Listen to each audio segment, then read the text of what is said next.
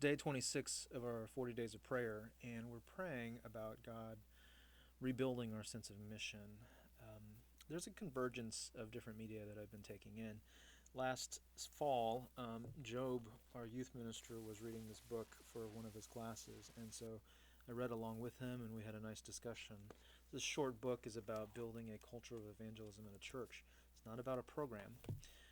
Yesterday, actually, I was on the elliptical at the Y and listening to a sermon from Tim Keller, where he was not really a sermon, but he was giving a talk on gospel shaping the ministry at our church, and in particular, talking about how evangelism is not supposed to be primarily a program, but it's more organic. And then reading for today, Acts chapter 26, we find Paul is standing before Agrippa, and he's there with his wife as well.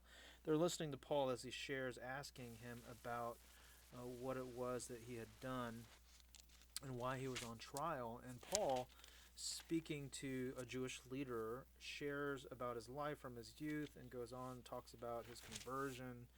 And, Agrippa is wondering if Paul's trying to convert him. And it's a fascinating, actually, story, because all Paul is doing is sharing his story.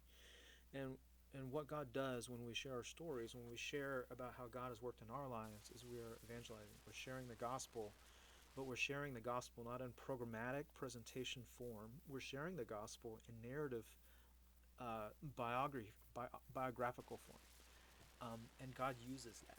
And so, what I want to pray for today is that we would just be aware of our testimony and how powerful it is, and we would own our story, and that we would share our story. Because when we share the story of how God's working in our lives, that's what God uses to bring other people.